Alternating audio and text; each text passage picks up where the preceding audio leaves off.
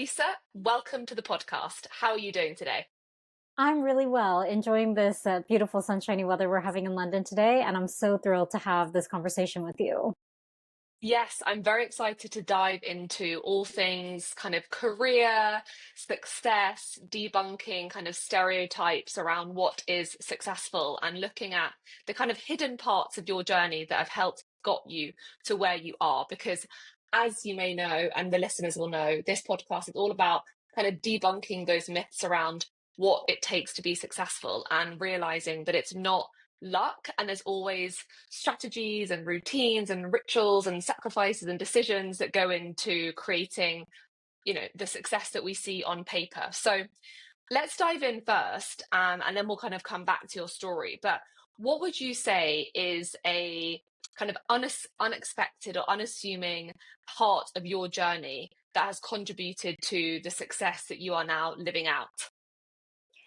I love this question actually, and especially with the premise that you've set for your podcast, where it's about debunking what our traditional or conventional ideas of success look like.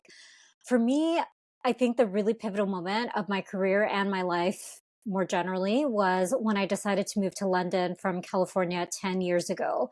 So I was in a stable job. I was working as an investigative reporter doing fact checking and research for investigative documentaries. And I was just out of university. I was 21 years old and I was working in a newsroom and doing quite serious work. And I just felt really limited almost, where I was just feeling this inner fire and passion and voice inside me telling me, go see the world, go do something, go take a risk, go do something irresponsible for the first time in your life. And that voice, I tried to put it down for a while and it just kept getting louder and louder. And eventually I followed it. I followed my heart and I came to London, and my dad was supportive. My mom really didn't think it was a good idea and didn't want me to go. She was just scared of the city, I think, and just very much warning me that it would not be a good move for me to make. I expected to stay for 3 years, and 10 years later, London is home now. So I think listening to yourself for me was such an important lesson that I learned from that. Mm. Yeah, it's amazing looking back how that one decision or that one move has now opened up this whole new trajectory of where you are, the work that you're doing, the opportunities that you've had. And I bet you never imagined for it to unfold the way that it did. Absolutely, yes. And I'm someone who I am a planner, I would say, but as well, I'm a bit of a short term thinker. I feel like the future is far too murky to be able to predict. And growing up, I moved around a lot. My parents moved us every year and a half between different schools, different homes, different cities. I grew up all over. So I got very used to just strapping in for the short term and being prepared for the unexpected. So, and that's stayed with me in my adult life and my career life as well, because things change so quickly. And I think the older I've gotten, the more career experience I have under my belt, the more firmly I believe that you just don't know what's going to happen next. So investing too much into your future plan is almost a waste of time, because something will happen that you can't really predict. And if you take a bit of a leap, take a bit of a risk, as you said, it opens you up to this world, this trajectory, this path that you couldn't have even imagined. And I feel really lucky that I followed my voice in that moment, because I couldn't have imagined the life that I'm living now.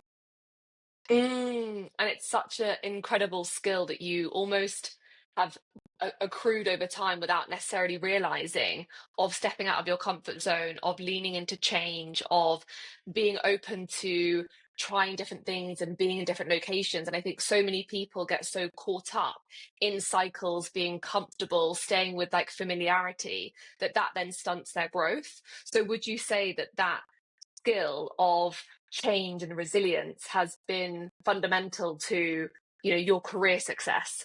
100%. And even as recently as a couple of months ago, it came up again. I had been working at a Deliveroo, an online food tech company, for 3 years as a senior global comms manager. And that was me. I was super comfortable. I could do my job with my eyes closed. And I was getting bored and I wasn't learning. I wasn't pushing myself and I wasn't being pushed. And it was very clear from the way that the business was moving as well that there wasn't going to be a lot of growth for me beyond all the ways that I'd already stretched my role during my time there.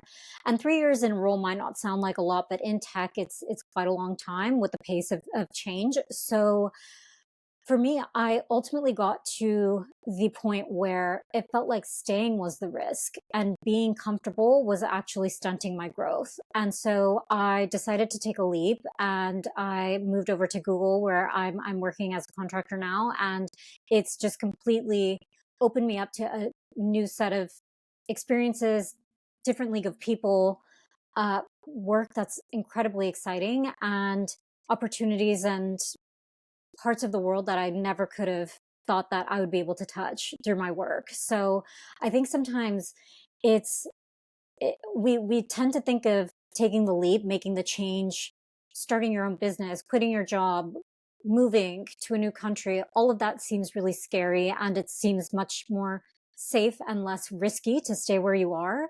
But what we don't talk enough about, I think, and what we don't realize sometimes is that sometimes staying put, staying where you are, is a risk in itself. And actually, by doing something different, you might reduce your you might reduce the chance that something big could happen to you that's out of your control anyway. Instead, you can put yourself in the driver's seat of your own life. You can make the change and you can control the circumstances a little bit better, knowing what you're walking into, for example. And so it's not easy. I think it's something that I'm still a little bit worried about of what am I going to do next year? What will the short-term future even look like? But I'm starting to get to a place now where I think I'm trusting myself and just believing in myself that I've managed this whole time. I've figured it out, even when I've had challenges come my way. So it's going to be fine and it's going to be okay. Mm. Mm. And I love what you say, and I completely resonate with that. Actually, oftentimes the bigger risk is not creating change and is staying comfortable and watching people around you go on to do incredible things, and then having that resentment of, I wish I'd moved sooner, or I wish Yeah. I'd, followed my gut, my intuition. Um, so was there a point? Because it sounds like that was something that you were considering for a while of like, I know I'm comfortable, and I know that I'm not going to see growth. So, what was the turning point? I'm thinking of people listening who might be resonating and they're familiar with that sense of like, I know I'm kind of playing it safe. What was that moment or that like situation where you thought, do you know what, enough's enough? And actually, I'm going to go out and create the change despite the fear, despite the unknown. So I think for me, I knew that I couldn't grow at the company. Ultimately, I wanted a promotion because I thought that that would give me the scope to do more, to take more ownership. And it because of where the business was, it just wasn't in the cards. The company that I joined versus the company that it became with economic challenges, the priorities changed, and that was no one's fault really. It was just kind of a market condition. So navigating through all of that, then it kind of put my ambitions on ice for a little while. But I spent that time really embedding myself in and learning as much as I could on the ground. But then coming out of that, then I was still really hungry and that ambition was still very much there for me. And so I did as much as I could internally where I headed up the learning and development committee, which didn't exist in the business. I started doing internal speaking engagements. I was serving on the gender equity ERG. I was basically taking on projects, remits, and roles that were outside of my day to day because I knew I had more to give and more to offer, and that fulfilled me for a while. And I think I was really proud of the work that I did there, and I won an award at work for doing that work. Ultimately, though, I still wanted more and I knew I was capable of doing more. So that's when I started looking outside of Deliveroo to flex other muscles that I wasn't able to do within the scope of my role, just because of the nature of the work that I was doing in that role. So I am a writer and a journalist. That's what I studied, what I trained to do. And at my core, I'm very much a writer. So I started doing more freelance writing outside of work in my spare time. I started contributing articles for Forbes. I was writing for Stylist magazine. I started putting feelers out. I got bylines in Business Insider, in National Geographic, all of these really dream publications, and working with clients like Salesforce to create content that was very much fulfilling. So it wasn't, I would say it wasn't kind of like a moment or a specific incident that happened. It was almost like a slow burn. It was this feeling inside, that same feeling of restlessness, which I think all of us have. Sometimes it's just about quieting down the noise around you and allowing the space and the time to listen to what your heart is actually telling you, your intuition, whatever that voice is that's, you know, trying to tell you something. Feeling how I was feeling getting up every day, I was like, this, something needs to change. This isn't right. There's more, and I want more. And so I think listening to that voice again, it kind of came from within more than from Mm. outside. I'm actually really glad that you said that, because I think a lot of time people do think that there's a moment that suddenly everything changes. What I'm hearing from you is that there was that internal niggle and that feeling of like, I know that I'm settling, and you allowed that to guide you with decisions that you are making in your role, but also externally. And I think Mm, that's a really important reminder, and it ties in nicely to the topic of this podcast. Is there's not strategies or 5-step formulas or blueprints that we can copy and paste off the internet. It's a lot of the times these intangible things that we can't touch, that are sort of hard to fully put our finger on, but it's coming back to the intuition. And as you say, we have to create space yes. for us to be able to unpack that. Whereas if we're always on like go, go, go mode and doing the next thing and fast paced and, really chasing and doing, we're not allowing that time to be and to sit and to reflect. And that's where enabled you to get this next incredible role at Google, while still living out your kind of writer, journalist sort of work on, like I say on the side, but it's like parallel to your role. So yeah, I think space is probably a really great takeaway for people who are listening, to ensure that they've got that space to be able to think and reflect and then understand how to move forward. You frame that so beautifully. I got chills listening to you frame it in that way, that there's actually making that space, I think, but also knowing when something doesn't feel right. Often it's so counterintuitive to this hustle culture and always needing to produce content and put yourself out there and be visible. And the truth is that there is no silver bullet, right? And success looks so different from person to person. And I staunchly believe that everyone struggles with self-belief to a certain degree. Everyone struggles with self-doubt. It's just part and parcel of human nature, and everyone is figuring it out. Some people just hide it better than others. So if you ask anyone who's successful and is self-aware will tell you that they struggle with self-belief and self-doubt. And anyone who tells you that they don't, they're either lying to you or they're lying to themselves. Mm, mm. So thinking of self-doubt then, what do you find helps you in those moments of self-doubt to keep moving forward, to keep staying focused? I know with a lot of my clients and women I talk with, that is a big blocker, that imposter syndrome of like thinking the worst or catastrophizing or hypothesizing, and that then causes inaction. So from your experience, what helps you in those times? So for me, something that really helps is looking back. And I'm a creative person. I am not so much in the data and the numbers, but I am very much an evidence-based person as a journalist. I care a lot about the truth and about facts. So for me, what really helps is countering my own thoughts of self-doubt with actual evidence of what is the real kernel of truth behind this thought. If I'm thinking I'm not good enough for this, or this is not going to work out for me, or someone doesn't like me, or this piece of work is not good, what are the pieces of evidence that I have, that of work that I've done previously, of feedback that I've received, of pieces of work, awards, things that I'm really proud of? What are those things that can actually counter that thought? Because ultimately, when I break down that thought, sometimes it's just a bit of a toxic thought and it doesn't have a lot of truth to it. So it's much easier to then let it go of just, this is a passing thought. It's not rooted in any truth. So there's no point worrying about it, and there's no point hanging on to it because it's not serving any purpose for me. I do think that a small level of self-doubt can be healthy if you use it to if you channel it correctly and use it to motivate you, to push you to do good work and better work. When it takes over, that's when I think it becomes destructive. And I think for women generally, we tend to over-index on this idea of imposter syndrome, thinking that it's a gendered phenomenon. Actually, everyone has some level of imposter syndrome, which ultimately means, is it really a thing? Is it really holding you back? Or is it more that you're kind of getting in your own way?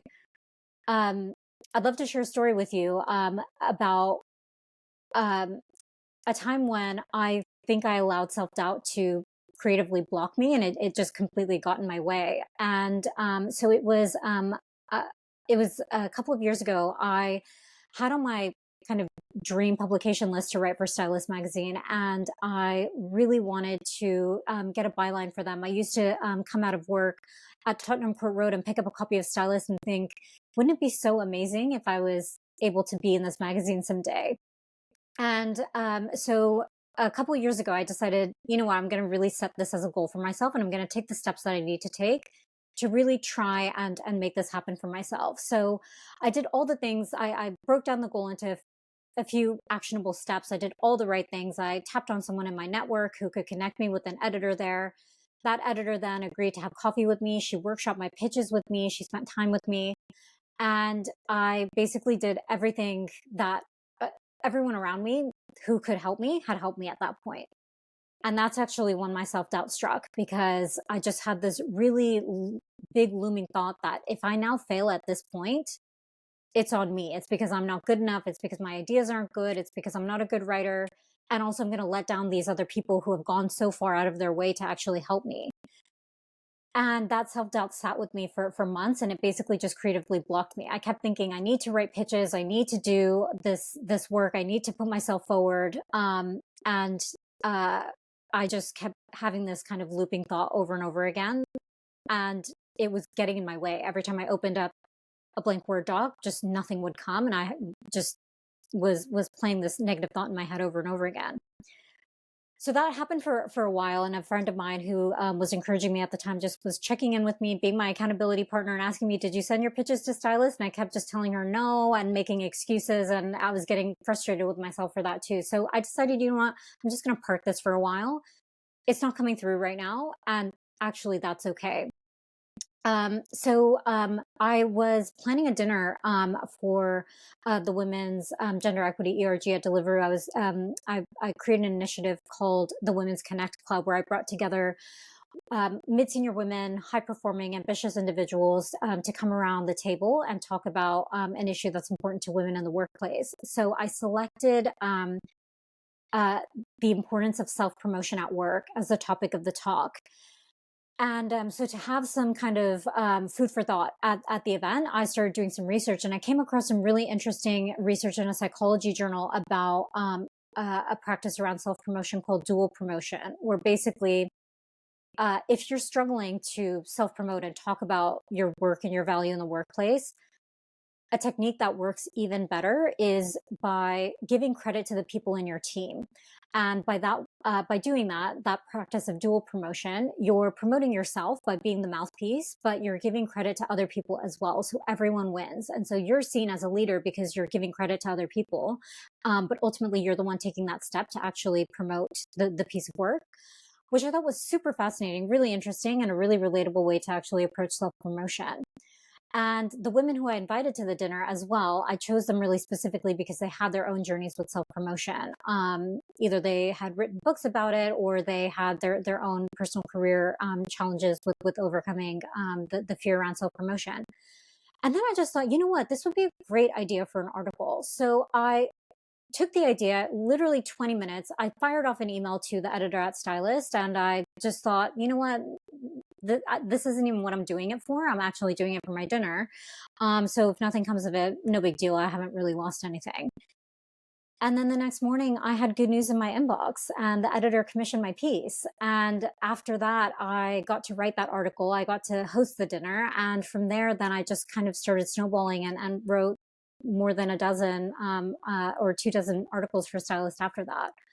So I think for me, what I really learned is around this idea of self doubt. It'll cripple you if you let it, and sometimes just putting pause and making space for it to just be okay to not go after your goal if you're finding yourself really creatively blocked or mentally blocked. That's also okay. And sometimes when you just give yourself permission, that's actually when the creativity flows and actually the productive that you get in your flow state and you actually produce work that matters because you're getting out of your own way. And so I don't love to give self-doubt too much thought because I feel like giving it too much light then puts it center stage. So it's sometimes easier to not shine so much light on it and just to kind of keep trucking with whatever goal is what you're actually looking to achieve. It's that notion, isn't it, of shifting up your energy or changing your environment or doing something where you feel that natural sense of flow. Often it's a different creative task Yeah. that then helps to unlock the ideas of the thing that you were struggling with. Which is why I always think it's funny when people are like, you get your best ideas in the shower in the middle of the Yeah. night. It's because that's when you're actually slowing down, you're not thinking, and you create, once again, we come back to that notion of creating space for ideas, new perspectives, different thought processes to come to fruition. Definitely, yeah. And I feel like with self doubt, sometimes, like for me, I experience this quite a lot. I call it the blank page problem, where as a writer, I'll open up a doc and I won't have anything there. And then if it stays blank for too long, I start getting kind of hard on myself and tough on myself. That then makes me even less likely to actually produce good work. It becomes really wooden. So what helps as well is exactly as you said, doing something to distract myself, like take a shower, go for a walk, go talk to a friend and basically just change up my energy. And I find that that actually helps so much because it stops that mental block from setting in.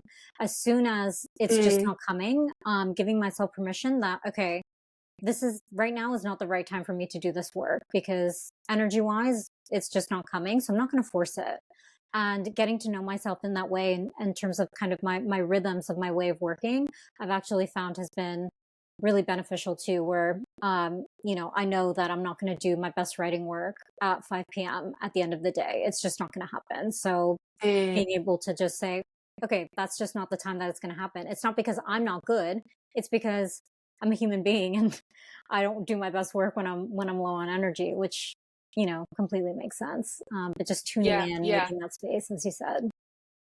Exactly, and understanding like how you work best in those areas or environments that best suit you. And I think Mm. especially in your position where you've got your freelance journalist career and you've got your role at Google, being able to balance or maybe not balance, juggle both of those is a skill in itself. So for people that are listening and have either a full-time job and a business on the side or kind of a passion project that they want to spend more time to, what piece of advice could you give to help create that, I guess, without also compromising on their freedom or time with their partner or sleep? Yes, it is really hard building a portfolio career. So I have huge admiration for anyone who's doing it, anyone who's wanting to do it and trying to do it. It's not easy, and the reality is very ugly.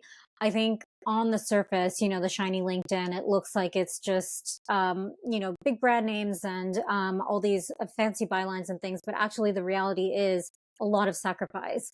I work every day of the week, and I'm perpetually exhausted, which is not healthy and not a sustainable way of working. So for me, I've learned basically how to dial up and down depending on my workload, but as well making more space for energy, making basically accounting for when my energy is low and being proactive Mm, about that. So a big piece for me has been setting aside rest days and rest times and being really ruthless about blocking out that time where it's not going to be time that I'm spending on outreach, on networking, on pitch research, on um, any type of work. Actually, it's just going to be focused rest time. Now that I'm in a new role as well, the pace is completely different. It's so much more intense. Like I was talking about how at Deliveroo, I could do my job with my eyes closed. I was almost mm, kind of getting a bit bored. So I had a lot of kind of creative space and mental space and energy.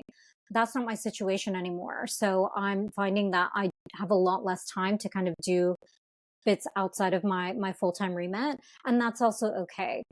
I also have been so fortunate to be surrounded by supportive people who know and understand me and know that, if I go some time without responding to a message as quickly as I used to, or, we go some time without talking and catching up, they give me grace for that.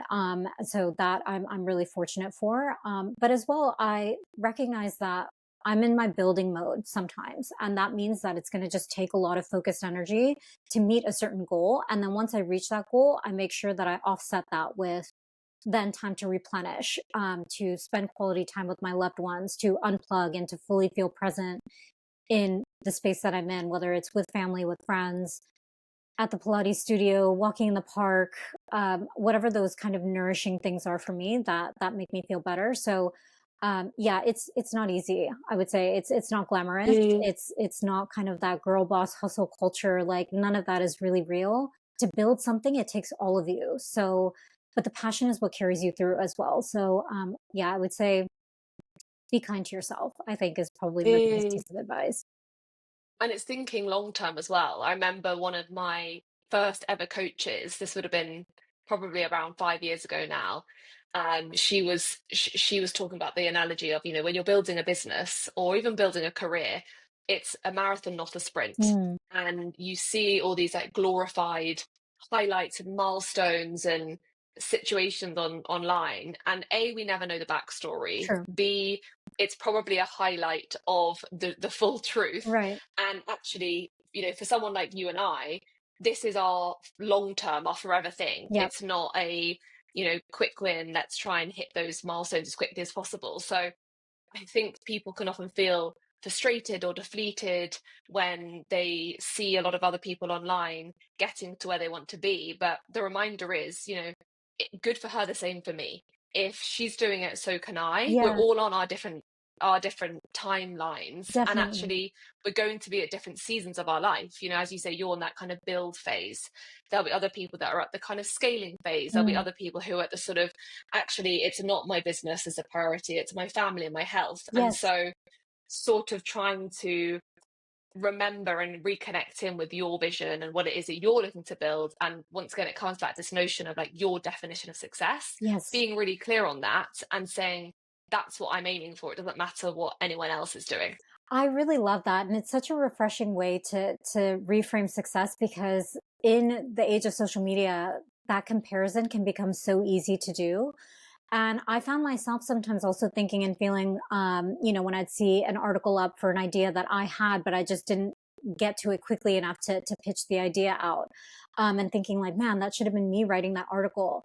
It took me some time to actually reframe that as, hey, that's great that I had that idea because it's actually a viable idea. So I have good ideas. And then, kind of reframing it as that takeaway. I've also changed my relationship with social media, I think, where I'm less kind of, oh, what I decided for this year is just doom scrolling is my 2025 out. I do too much of it, and actually it makes me feel really bad. It doesn't Mm. add any enrichment, it doesn't add any value, and actually it wastes time and it makes my eyes hurt and also makes my brain and my heart hurt a little bit too. So at the beginning, basically I just hid a lot of my social media apps into a folder in my phone that was much harder to get to, so that on the way to get to them, I had a bit more time to think rather than the muscle memory of just tapping on Instagram or LinkedIn or Mm. whatever of just kind of scrolling through. It took me a couple more taps to get through. And a lot of the time I started catching myself like, no, actually, I don't need to check social media before I brush my teeth.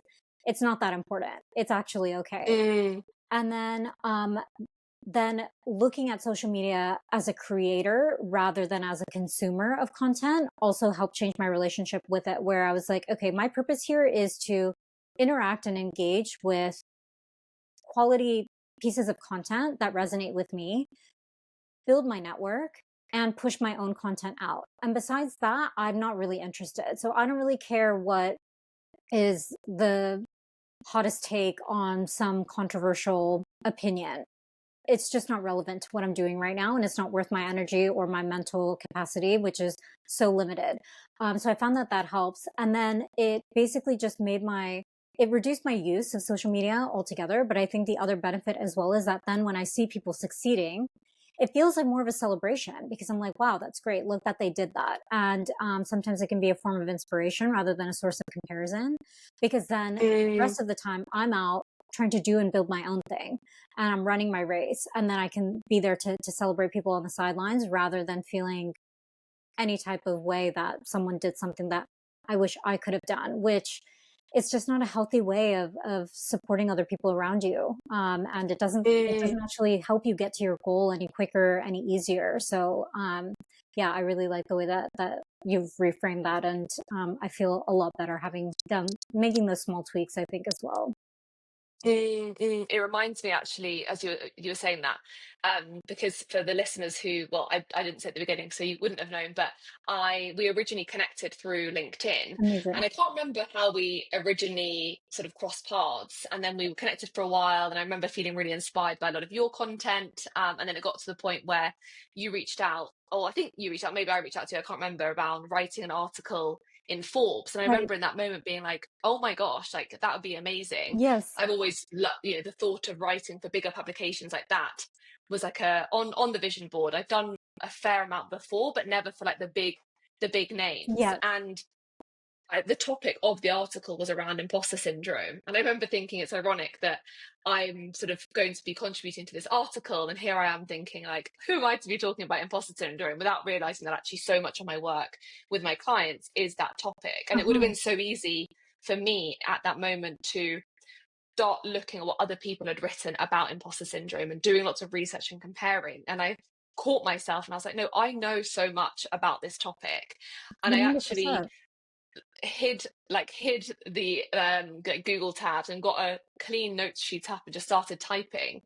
And it comes back to that notion of what you're saying, Ryan. It's so easy to be tempted to compare, Yeah. to look for ideas, or to get more um, like tools or resources, or come up with new content. And actually, we've got so much of that information and so many of those answers internally already True. as experts in our field. We don't need to turn externally. And it's that reminder of social media. So it's like, what are we turning to it for? It's Yes. not going to add anything.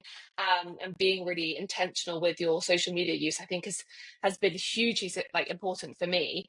And I really resonate with what you're saying there around, it's just, it doesn't enrich your life. And I think that's a really good way to sum it up. Yeah, but with that said, like, so using social media as a tool, I think is massively valuable because, as you said, that's how we connected on LinkedIn. And I've met some really spectacular people through LinkedIn as well, who then came to an event that I spoke at a couple of weeks ago called Let's Talk. And I shared my own journey with self-belief. And half the people in the room I had met because of LinkedIn, which is incredible Mm, as well. So using it as a tool, I think, but not as a crutch. And I think that that's kind of that key yes. distinction. And as well, when I had approached you about that Forbes article, it's because I knew and trusted your work. And, for if I were in your shoes, if I had been feeling that of like, who am I to write about this or to talk about this? It would have been that evidence that actually Alyssa is a journalist and she's asked me to do it. So surely I'm qualified to do it, which you absolutely are. And then that article that we wrote together was one of my top performing articles on Forbes. So that's all just to say, as soon as we get out of our own way, sometimes that's where the magic can happen. And there are so many people and forces in the world who might be rooting against you or might kind of be getting in your way, or intentionally or not intentionally. So for me, I've made a commitment to myself that in a world where it's so difficult to succeed, I'm not going to be another one not believing in myself. I love that. Thank you so much. And I really appreciate you coming on, sharing your wisdom. I know this is going to be really inspiring to so many people. And it's been great just to hear only snippets of your story, but I feel like we've covered a lot of basis. So Definitely. thank you. For anyone that's listening that wants to stay connected, learn more about your work, where is the best place for them to do so? So LinkedIn is probably the easiest way, Alyssa Jaffer, and I'm also on Instagram, Alyssa Jaff. But yeah, my DMs are open on LinkedIn, so I'd love to connect with anyone listening. And wanted to thank you as well, Nicola, for the opportunity to come on and share a bit more about my world. It's been such an amazing conversation with you, as I knew it would be. So I'm just really pleased to Oh, have the thank you so opportunity. much. Thank you. And I'll make sure to leave your LinkedIn in the show notes so people can find you. Brilliant. And yeah, please do share your thoughts on the episode. Feel free to reach out to each of us and yeah, share your takeaways, because there's plenty from this conversation. And thank you so much again, Alyssa, and for everyone who's tuned in. Thanks so much.